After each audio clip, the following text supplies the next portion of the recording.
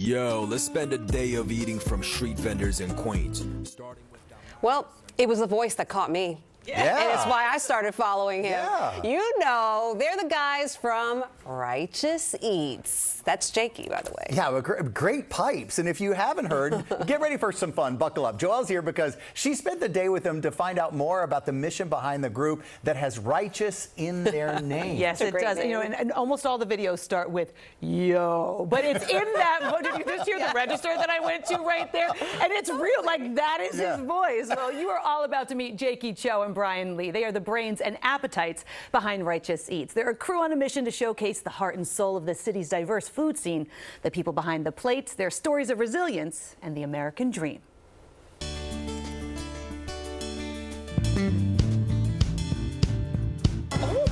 You are in the business of storytelling, and you do so much of that through food. But I want to know about your story. How did Righteous Eats come to be? So Righteous Eats started during the pandemic. I was having fun on TikTok. Their tamales come from the same home and same spices. A lot of videos about cooking. And then I soon realized that a lot of mom and pop restaurants throughout New York City, it was during a time when reports were saying that 1 out of 3 restaurants in New York was going to close permanently. So I figured, now that I have a bit of a following on social media, what if I could utilize this as a platform to highlight local mom and pop businesses? You can catch someone to fish and they'll eat for a day, but if you can actually teach them how to fish, they'll eat for a lifetime. And that's really what our mission is. Can you tell me about some of the stories that have stood out over the years, like the people who you've met, the places?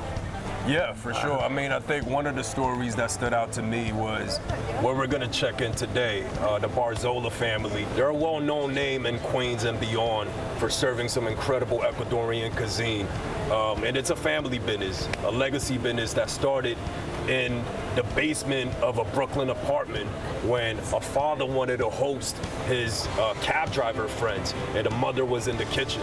Classic immigrant story, and I think this is an incredible story that I want to shed more light to. So what does it mean to a business like yours when Righteous Eats comes in and they put you on the way that they did? Oh, it's a blessing. I mean, it's incredible. Ever since we had Righteous Eats come eat, I've seen a lot of different faces. I would say 99.9 out of 100 times we'll say no.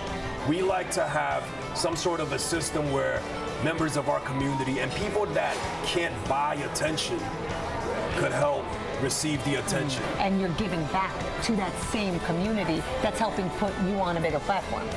Yeah, and we get to do it while we get to try so many delicious foods. We got some more to eat, and then we got another stop. 100%. I got to save room, but I don't know if I can. We're here in Queens Center Mall for a specific location called Burmese Bites. I love this. Something tells me that there is a character behind that counter. The story behind Burmese Bites would be Just another American dream, right? I mean, he started with an idea of showcasing his food, his cuisine, his culture to the greater folks of, you know, this city that didn't know about it. And he did it in a very modest way. He started with nothing more than a food cart in Long Island City, I believe. And now he has a physical location in one of the biggest malls in Queens. Can you explain what it was like after the guys from Righteous Eats put you on? It was quite phenomenal. Yeah.